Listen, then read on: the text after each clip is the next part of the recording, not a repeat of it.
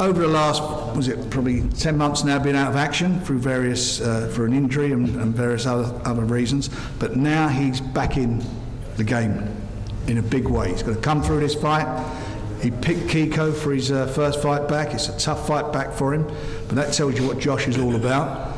And provided he comes through this fight and he does it in style, we're going to move heaven and earth to get a world title fight for him here in Leeds. But obviously, that's what I would say as a promoter. I'm sure he's not looking past yet Kiko.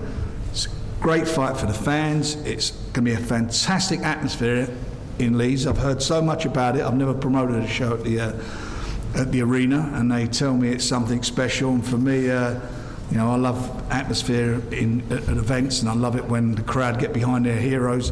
And as I say, on Saturday, it should be quite a unique evening.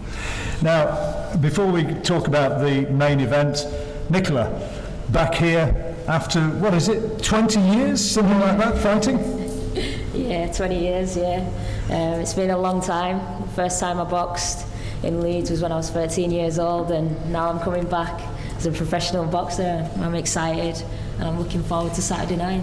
Where did you fight back as a 13-year-old? Where were you, can you remember it? Yeah, in an ex-servicemen's club, only small place, maybe 100 people, 150 maximum. It's going to be a bit different with 10,000 there when you walk out, isn't it? Yeah, definitely. I'm really looking forward to it. I've seen the videos and stuff with Josh when he's boxed, and the crowd is absolutely unbelievable.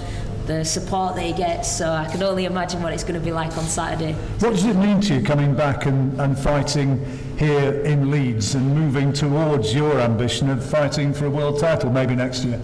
Oh, it means everything to me.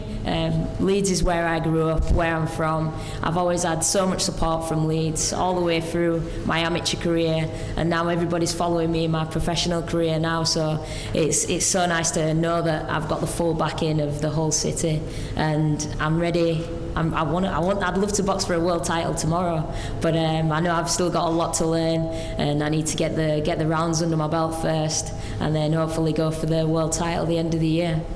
Working with your dad as ever, who's been training you for this one. Tell us about that relationship, about how you and Sean work together and how you get on. He's a pain in the arse, to be honest with you. I'll tell you straight. Does me head in, but no, listen, it's good.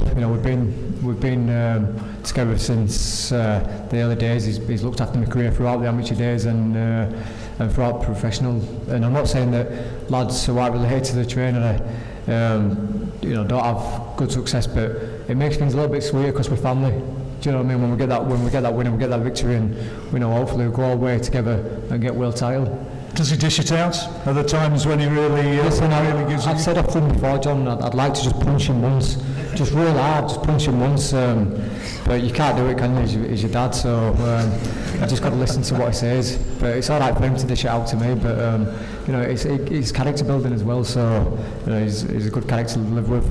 I saw an interview which Steve Lillis did with Kiko, and Kiko suggested that you don't have the punch to trouble him at that level.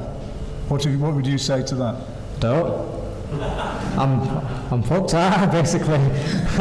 No, I'm joking. But listen, look at any of my opponents who've got in on the ring. Anyone who's thought they were going to walk through me, none of them get out. A big smile on the face. They've always come out marked and bruised. And listen, I know what I've got in tank, and often the final bell's rung, and I've had plenty left in tank. I know I could have pursued them stoppages. Last couple of fights when they went final bell, like Joe Brunkner and Amagata. If I'd have stopped them when people start calling me a puncher, then I know what I'm capable of doing, and maybe I've reserved a little bit to when we get to the big level when it really matters. So we'll see on Saturday night, and I know how opponent reacts once. He's a tested lever. He can bang a bit, can't he? Oh, listen, without a doubt. I've said many times in many of interviews I've done, he's had more knockouts than I've had fights. He knows how to hurt people, and he knows how to get them away, and I respect that. He's been around the block, and when I was still an amateur, he were probably fighting at the top level. So you don't lose that dig throughout your career, and that's why we always prepare and train for the very best opponent. And listen, Kiko's got no pressure on him. People will think that he's seen better days. But this is a massive opportunity. You know, he comes forward, he's tough.